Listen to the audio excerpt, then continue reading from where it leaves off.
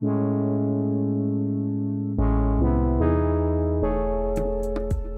and welcome to Lightwork Presents Everything is Connected, where we share inspiring stories on a wide range of cultural and social issues worldwide.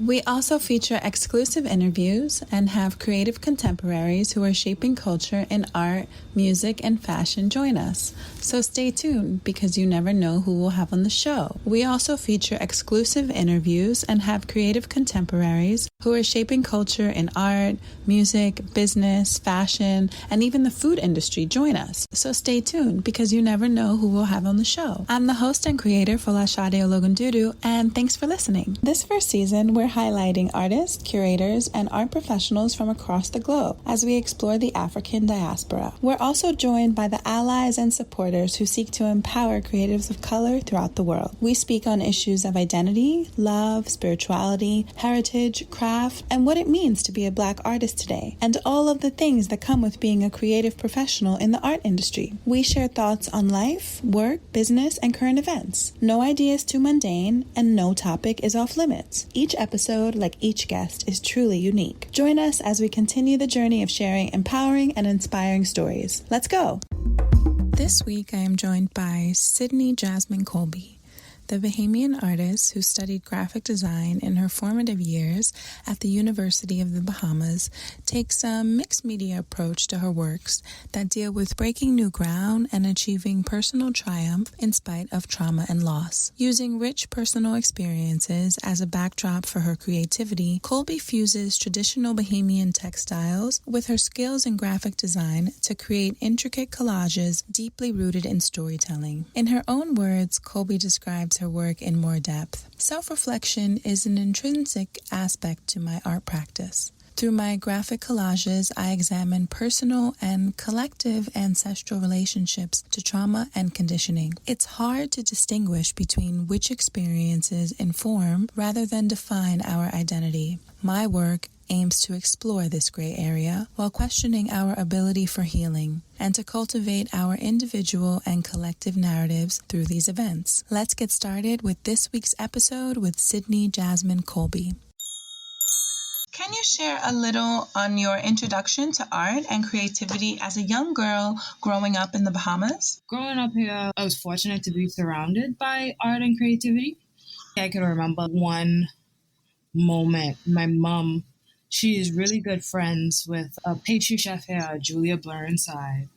And she is brothers with two prominent Bahamian artists here, Stan and the late Jackson Burnside. And I remember when I went by a house, it would have been their family home. I walked inside and the walls were covered with these salon hangings of paintings. And my little heart just jumped. I was like, what is this? This is the coolest thing. I was totally captivated by everything I saw. And I was walking around taking it all in. When my mom saw that I was so enthralled by it, they explained to me that these were the works of her brothers. And they were professional artists. And that was the moment when I was just like, okay, this sounds like something I could get into. It's something I really would be fascinated to do. And also, like, I always had like a knack or like a natural ability for drawing. And when my mother noticed that, like, she always encouraged my creativity. So she signed me up in after school or extracurricular art classes. I studied art in high school, and I also started my degree at the college, now university, of the Bahamas, studying fine art and their associate's program. And what was it like to be a young girl and to, if you look back on it now, to have that very encouraging environment where your mom allowed you to explore these different parts of yourself as a creative person? Just completely invaluable. Every day I feel completely blessed to have not only my mom, but just like my whole family was very encouraging. My immediate family is very encouraging. Traditional Bahamian families, they're just like, you could either, what is it that people say? You could be a doctor, a lawyer, or a failure. With some of my family members, they feel like there's more value in pursuing one of those traditional career paths. But my mom always encouraged me to do what I love, and that stuck with me. most of my life, I always knew that if I'm going to do something, I should love it. I think that's so important. I understand that a lot of people focus on making a lot of money, and that is maybe what makes them happy. But I am in the same boat as you. I grew up in an environment where I was often encouraged to pursue creativity, to pursue being expressive with the things that I wanted to do. So, and I think it has played a role into the woman that I am today, for sure. I'm happy that you also had that experience, or at least that encouragement growing up, because it's very hard to find validation if you don't get it at home, if you don't get it like early on. Trying to validate yourself is such a difficult thing to do, especially in this world. Right. And especially if the environment that you're in doesn't encourage you to explore those things, because you're not only fighting with the outside world, but you're also trying to discover yourself inside. Yes. What are you seeking to discover about yourself through your work? For me, art has always been a source of confidence. Art and creativity is one of those things where I was able to find my voice and to just have confidence in myself and my abilities when I might have lacked confidence in other areas. And I feel like that still reigns true today. I find that I can be kind of soft spoken, I can be a little bit timid and speaking up about certain things. Through my art, I can be more bold and more vocal, and I could talk on topics that I normally wouldn't. What messages do you want to convey and share through your mixed media collage pieces and through your work in general? Through my work, I deal with ideas of trauma and the gray area of how trauma has a way of defining / influencing how we identify ourselves. With my work, I want to explore that fine line when you're actually being defined or when it's just an influence. I try to use a lot of either textures or motifs that you would find here in the Bahamas. I try to highlight my culture the best way that I know how. I use a lot of crepe paper, which is a common material used in our Junkanoo celebrations, which is a festival or celebration that's been passed down through slavery. So back in the day when they first would have the parades, the performers of the Junkanooers, they would make costumes made out of crepe paper and sponge. And over the years, it has developed and matured into using more color, and with a little bit more textures through crepe paper, tricks through sequins or gemstones. I try to bring in those elements of color and those elements of texture with some of the materials that I use. I even use androsia print or maybe androsia fabric, which is a local batik pattern fabric that they make on the island of Andros. I try to highlight elements of not only my personal culture, but just Bahamian culture in general through my work, if that makes sense. Yes, absolutely. I've interviewed a few other artists who have a very similar style in their practice. They use traditional fabrics from the countries that they're from. In particular, I interviewed Patrick Quarm, who's originally from Ghana, but is living now in Detroit, living and working in Detroit. And he uses traditional Ghanaian textiles and fabrics and paints directly on them as a conversation around his own history and heritage. I think it's a very interesting, the choice of materials is very specific, and I feel that it often says so much about an artist, especially when you get out of just using things like paint or charcoal or pastels or, things like that. I agree. I've always been drawn to textural works and works that have a lot of layer to them. So it was just me drawing on materials that I have available to me here on the island and just that I'm familiar with, because I've been here my whole life. I haven't lived anywhere else, so I am heavily influenced by my surroundings and my environment. It's also a way for me to preserve it in a sense. Who are some of the artists that inspire you, and why do they inspire you? I've been heavily influenced or inspired by Maxwell Taylor, who is a Bahamian printmaker and painter. And his work, he was one of the first Bahamian artists to make work that focused on social issues. It wasn't really favored here at the time when he first started doing them. People who weren't really interested in seeing socialism work, they wanted something that was quote unquote beautiful. And he was just unapologetic. He wanted to make work that felt real. And he actually received more praise or more, yeah, I guess you could use the word praise, when he moved to the States. Like, they gravitated to work, no, towards his work more. And I always valued his bold graphic works and also what he was making work about. Also, really love work from Jackson Burnside, who I spoke about before. He created a lot of mixed media works that commented on society, namely religion. So it's just the way that they approached their work was always very interesting to me. And I also really love Lake Crosby, how she is preserving her culture and also the different textures and collages that she's using in her work was always inspiring to me. I saw her work the first time I went to New York. I went on an art trip here with a local group here, and I saw her work in Studio Museum, and it's been one of those things that really stuck in my brain. What was your experience like coming to New York and visiting New York and the Studio Museum? It was really life-changing. I was exposed to art outside of the country for the first time and just seeing what work could be on a grand scale. So it's one of those things that really influenced me wanting to have a career in the arts, even though I left it for a bit. But knowing that this was something that I always found interesting. And the Studio Museum itself was super impactful. I loved everything about the space, their residency program, what they were doing to educate people within their community, just education in general. Everything about that space just felt somewhat almost like home, you know? And I worked at a gallery space here called The Current. It's actually attached to one of the larger resorts, Bahamas.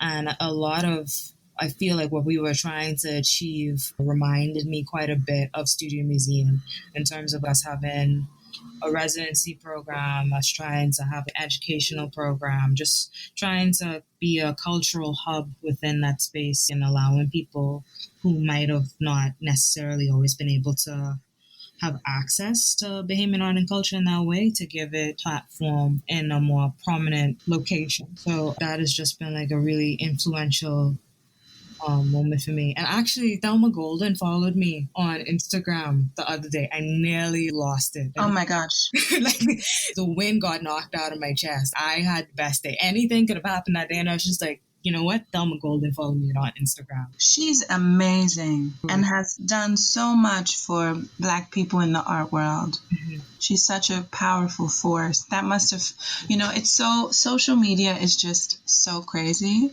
It's completely changed our lives. But when you have that kind of exchange, something that happens that just feels so right, where someone can connect with you who they may have never seen your work before if it weren't for social media, Right? For me, being somebody who wasn't able to finish their art degree, and I've just been working creatively for a long time, the recent successes that I have, I understand that they don't necessarily happen to people. This is not a normal trajectory for me to have been able to exhibit my work internationally, given what is the traditional path that you go about for an art career. So it's just having somebody, Thelma Golden, even Larry Mensa, just all these people see my work and validate my work is just something that continues to humble me and continues to just be a great source of pride and encouragement within itself, Because while I have wrestled a bit with not having a traditional trajectory with my art career, being a Black woman, you know that you need to work extra. Some people I know in the States, they would say that you have to work twice as hard to be just as good, or at least that's how they feel.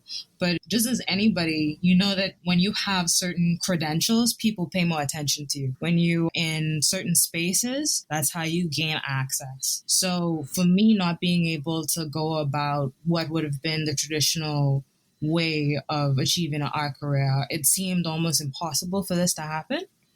And I wouldn't have believed that it was something that could happen. And like I said, I gave up on it for a while. For reasons beyond my control, I wasn't able to finish my degree. I had settled with the fact that maybe I'm just going to be a graphic designer. And I loved it, don't get me wrong, but it was one of those things that just seemed unattainable.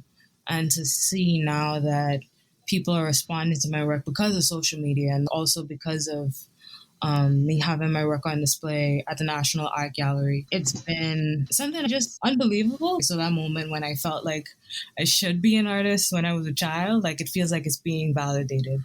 All that encouragement that I got from my family, despite, you know, having a career in the arts being a quote unquote risky thing to do, it feels like it's all finally coming full circle. I feel like maybe we touched on this already, but I still would like to ask if you can recall, was there ever a moment in your life when you knew that you were an artist, when an epiphany came to you, or a time when you instinctively knew that being an artist was what you really wanted to do? That moment when I walked into the Burnside family home, that's when I got an idea that this was something that I wanted to do. But for me to say when I knew I was an artist, in all honesty, I'd say that happened quite recently, like within the past maybe 2 years, 2013 to 2018, I hadn't made a painting. I hadn't made any form of what would be quote unquote fine art. I was just doing graphic work at that time. So to now come back to it and be welcomed back into the art space from my local community and also an international community. You know, it's just like, okay, maybe I am an artist. Maybe this intuition or this gut feeling that I always had is something that's true and I should listen to it and I should keep going. Yes, those intuitive feelings, they come through for sure. There are times where I'm like, am I doing the right thing? Am I on the right track? The way people tend to question themselves. And then, something serendipitous happens, or I've been planning something and pushing myself in a direction for weeks and months at a time, wondering if it's going to work out. And then, boom, something opens up. Yeah, totally. I would say this has just been serendipitous is probably the best word, but it's just been this unexpected turn of events which has been extremely positive. Absolutely. We touched on this a little bit, but I'd like to go back to it again. I've read that you deal with issues of trauma and self-doubt in your work.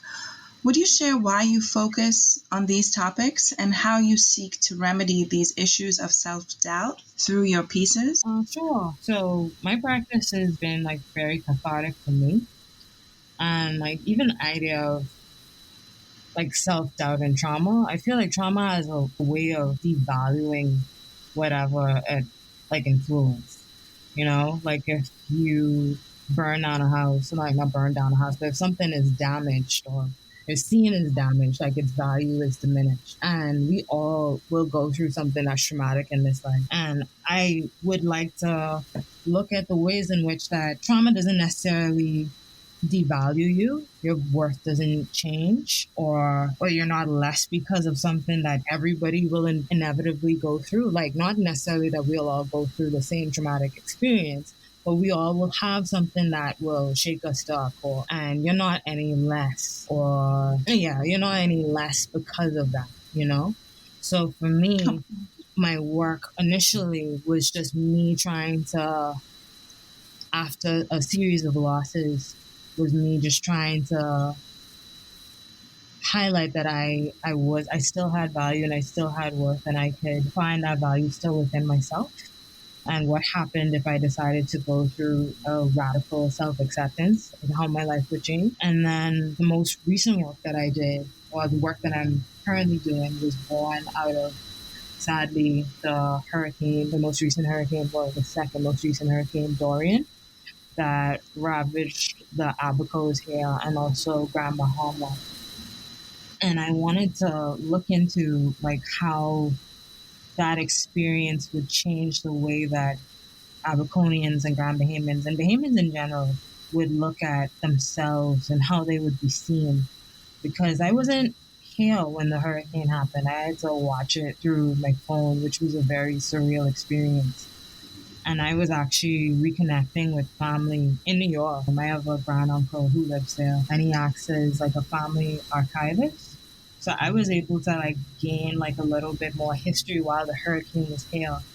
And I was just like very interested in how, well, like the understanding that not only would people be lost, but like those archives would be lost, you know? Like if those images, that information that he had wasn't here, like it wasn't in New York, if it was here in the Bahamas, because my family on that side, most of them were actually in Grand Bahama, you know? So it's just like if things were different, if there was a different person in my family who was doing that work. Like that moment would be lost. And I wanted to preserve it in a way. That's why I'm doing a lot of work with family, but also just like highlighting like how we grow through that, how we grow through any sort of traumatic experience, how we redefine who we are, how we claim that ownership of who we are, you know? Right. And that sometimes through those traumatic experiences, you become a better version of yourself. Indeed, you know, like it doesn't necessarily have to break you because like it is true, like what doesn't kill you does make you strong. Absolutely. I couldn't agree more. And on to another point, I would like to ask, what do you enjoy most about your work? I'd say the freedom, like the freedom to explore, the freedom to create. There isn't a lot of areas in this life, in this capitalistic society, where people can necessarily be free. But I know within my work, I have freedom to do what I want, to say what I want, to be who I am, you know, unapologetically. And I don't imagine that changing for no reason. And so I'm really happy that I have that avenue which I can just be unapologetically myself. I feel like in my day to day life, I exist firmly. But through my work, I feel like I can be more vocal in that way. And I like that the freedom to express. Yes, absolutely. I feel the same way. I think after years and years of working for other people, I realized that I had to strike out on my own and I had to take the risk and just really invest everything I had into myself. And I think to add to your point of what it's like to live in a capitalistic society, one of the things that is a common thought that runs through my mind is that because of the world that we live in and the way education is set up and the way schools are sort of approached, the way society is approached, the average person isn't taught to really even think for themselves and isn't also taught to be an entrepreneur. You're taught to learn a trade, learn a skill, get a job, and work for someone else. And I think that, that's just something that I sort of have wholeheartedly rejected for most of my adult life. I grew up in a very kind of free environment where my father was an entrepreneur in his own way. And so that really kind of, he was very unconventional. And that way of kind of looking at life, I think, not conforming to the status quo has left a deeper impression on me than I think I even realized when I was younger. Because I've always really rejected the 9-to-5 lifestyle. So I can completely relate to and agree with that feeling and need for freedom that you described. For me, I think it was kind of the opposite. Like, so my parents, they are like, well, both they had their passions of their own, but just because they wanted that stability, they opted to like just do them like on the side as like hobbies. But they fully encouraged me to pursue mine. So this is even me pursuing my career, like even outside of myself. This is kind of like in honor of them. This is in honor of my family to see what can happen. Like if I was to go after my dreams, and so was if I was to challenge the status quo in that way. But Yeah. on your end, like I feel like that's amazing that you grew up with that sensibility and to see it, like have an example of how that life could be. Absolutely. It was completely unconventional and very different from what I saw when I left home. So it showed me that there are other possibilities. But I would love to add also that my mom worked a 9-to-5 job. So there was this like duality in what I was experiencing as a young person growing up. And so I think looking at both of those, just as an adult, you take a step back and you look at things that happened in your childhood from a different view, right? Because you have the maturity and understanding, hopefully, you have the maturity and understanding to kind of see and reflect on what you experienced from a different perspective. So yeah. Moving on, aside from what you enjoy most about your work, I would of course like to ask, what is the most challenging part of your professional life as an artist? So for me, I would say it's a combination of maybe validation and promotion. And what? So I'm self promotion. So I'm not shy about like interviews or like putting my work out there like after it's finished, But it's me wrestling with that. I feel like my work, I should be the main person to be validating my work. But I understand in order for me to make a living off of this, my work has to be validated by other people. So it's a balancing act of those two. And also, I have a lot of questions, in all honesty, about like my processes, just because I have a foundational understanding of art making, and it's not necessarily traditional. And of course, art is what you make it. There's no true rules behind it, but it's just a matter of me putting my process out there for promotion to be quote unquote validated for others in order for people to see me, so my practice can grow. That's something that I do struggle with. I know it's one of those things, the more you do it, the easier it gets. So, and the only way to deal with it is to actually do it. So it won't be a problem forever, but it's like that probably is the most difficult thing for me. And for the final question, I'll probably ask you one more after this one, but this is the wrapping it up. If you could see your work in any place, institution, or public art space, anywhere in the world, where would it be and why? Oh, wow. Okay. I mean, of course, but I mean, as it stands now, I just was recently a part of a group show in Paris, which was just phenomenal to me to have my work in Europe. I'm actually working on another like show with that same gallery. It's gonna be a solo show this time, so it's just like seeing my work. Amazing. Thank you.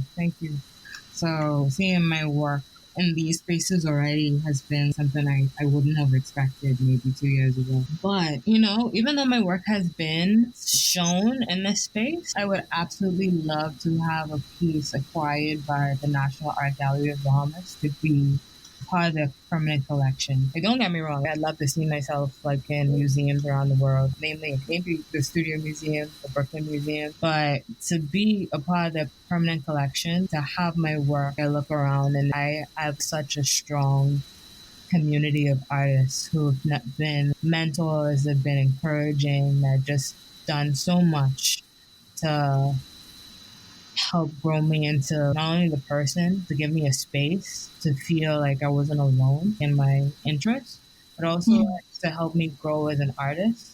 Because like I said, all of my education has been based here in the Bahamas. So I feel I'm an example of what happens when you draw from different cultural elements here.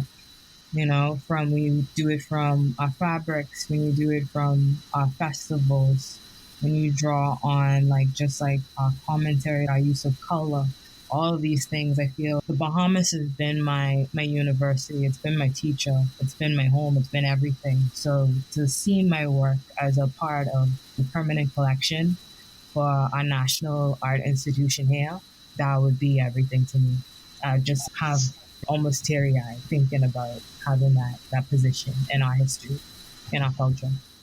I'm so happy that you said that. I think that oftentimes in the West and in America specifically, artists, especially artists of color, you want to be seen and recognized and sort of acknowledged and respected. And in order for that to happen traditionally in the art world, you need to be accepted by white institutions. Mm-hmm. And I think that there's a great, great shift happening where artists of color from different backgrounds, not just Black artists and African artists and Caribbean artists, but within the entire African diaspora, that these artists and people are saying it's important that we start to build our own institutions, that we start to validate ourselves and sort of move away from the need to say, have the Whitney validate us or the Met or the Guggenheim.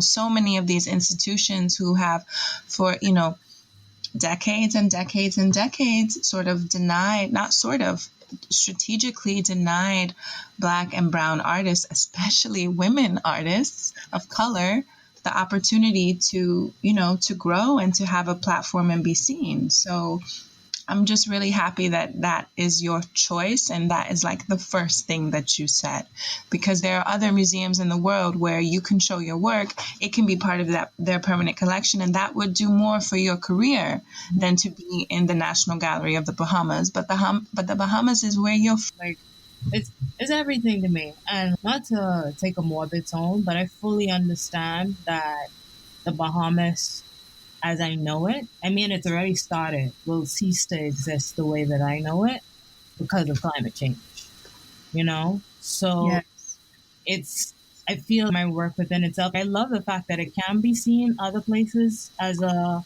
way to promote where I'm from. It's just like how rappers always say that they do it for their city. This is like me getting it out there. Like I'm putting it on for my country. I'm putting it on for my fellow Bahamian creators. I'm putting it on for somebody who might, might not necessarily have the same, or might have the same trajectory as me, who might not be able to have a formal education or take that traditional path. I want to show them that, who you are, where you're from, all of that has value. It's just as good. It's not less than. Despite like how people or colonialism might have made you to feel about the way that you speak, the way that you might dance, the way that you might dress, the way that you make art, the way you being is just as valuable as any white or Eurocentric institution could try to tell you, So absolutely. For me, yeah, like being a part of being validated by my people, that's all I need. That's all I've ever needed. Don't get me wrong, I'll take other people's money, but at the validation, I want it from my people. I want it from my family. I want it from my kin. I love that. And I hope that you will definitely have that in your future. And, I look forward to seeing more of your work and seeing you grow. Finding you on Instagram and seeing your pieces just really inspired me to want to talk to you. So I just want to say thank you for your time. And I wish you all the best as you continue to move forward and grow as an artist. Thank you so much. It was wonderful being here. I'm very appreciative that you wanted to have this talk with me. I'm just always floored that people appreciate my work. I made the first painting that I did for myself. In all honesty, I already thought, I was just like, they're not going to accept this piece. And then when it got accepted, people are going to hate it.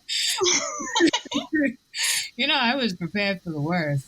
But like everything has just been, wow, I guess I was wrong, So when people appreciate my work and enjoy the work, I'm always very humbled. I'm always very appreciative. So thank you a million times over for having me on the show. And I wish you all the success with this podcast and all of the previous artists like who were on it before and those to come. I wish all of them the same success. Thank you so much. It's been such a pleasure. Same.